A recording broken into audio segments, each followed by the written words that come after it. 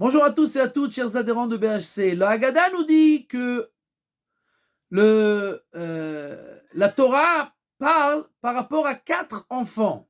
Le juste, le mécréant, le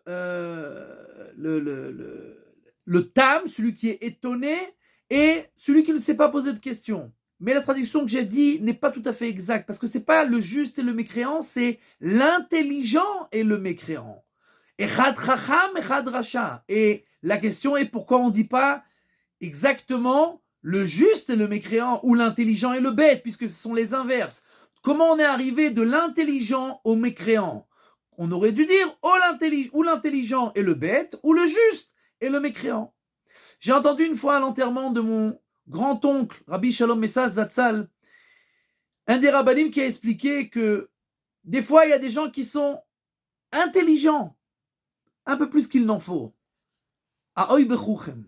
Chacham, intelligent. Nos sages ont dit qu'on doit mettre nos enfants dans une école et dans un endroit où ils vont être entourés de gens justes, qui font la Torah, les mitzvot, avec amour, qui veulent servir à Kadosh Baruch Hu. Mais lui, il a dit non, ça coûte trop cher, c'est dommage pour l'argent. Alors, il a mis ses enfants dans une école publique, c'est gratuit. Et puis, le plus important, c'est la maison. Comment on éduque à la maison, la hirat shamayim à la maison, c'est ça le plus important. Et cette personne qui était trop intelligente, l'intelligent, bien entendu, son fils, lui, est devenu un mécréant. L'environnement est beaucoup plus fort que lui, les amis sont beaucoup plus forts que lui, l'influence, c'est petit à petit, mais à la fin, on devient moins petit, etc.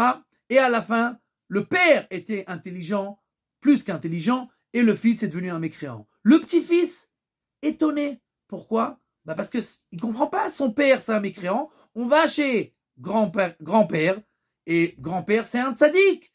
Lui, il fait la Torah, il fait les mitzvot, et mon père, il fait rien. Alors il comprend pas, il est étonné.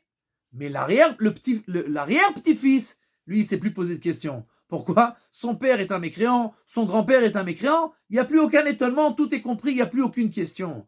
On apprend de là à quel point c'est important de ne pas être trop intelligent. Quand nos sages nous disent quelque chose, ils savent ce qu'ils disent. Et l'environnement et les gens qui sont autour,